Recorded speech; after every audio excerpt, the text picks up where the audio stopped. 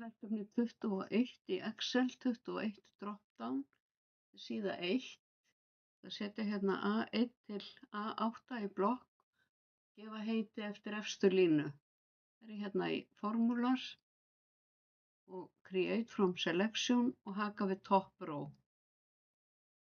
Ég geri það sama hér, Create from Selection og Top Row.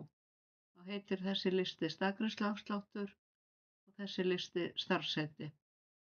Nú ætla ég að fela síðuna, ýti hérna á hægri músana og hide. Nú er ég komin á síðu 2, drop-down. Ég ætla að vera með bendilinn í hólfinu D3 og gefa hólfinu heitið afsláttur. Þá fer ég hérna í Define Name, skrifa afsláttur. Og OK. Það er ekkert komið ennþá í hólfið en hérna sjáum við að hólfið heitir afsláttur.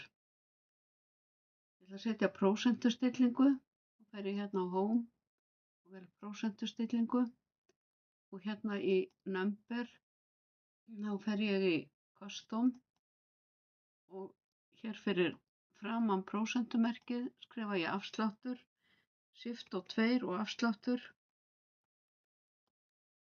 loka með Shift og 2 og orðabil.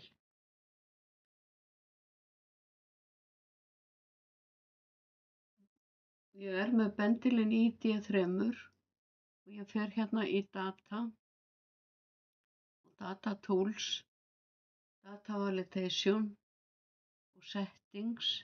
Hérna. Smelli hérna á List og hérna finn ég listan. Ég get ýtt á FN og F3 ef ég er á fartölvu eða F3 á borðtölvu og hér ætla ég að velja staðgreiðsluafsláttur.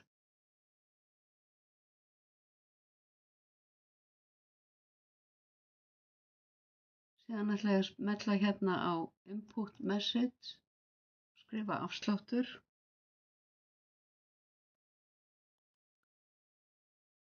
Og hér ætla ég að skrifa veldu afslátt úr listanum.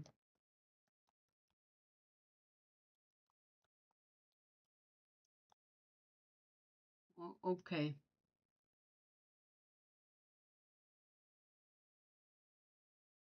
Nú ætla ég að setja formúlu hér sem margfaldar saman verð og magn sama sem smelli hérna magnið sinnum. Ja. Ef ég ýti á Ctrl og Enter þá er ég áfram í hólfinu og afrita niður. Sjáðu þið hérna tölurnar. Og svo ætla ég að smella hérna í D3, öruna niður og ég ætla að velja afslátt. Ef ég vel hérna 10% afslátt hérna, og hérna ætla ég að setja formúlu sem sýnir hérna verðið með afslættinum. Þannig að ég segi hér sama sem þessi tala hér mínus þessi tala hér sinnum afsláttur. Get annarkvort smellt hér eða ýtt á FN og F3 og ég afrita niður.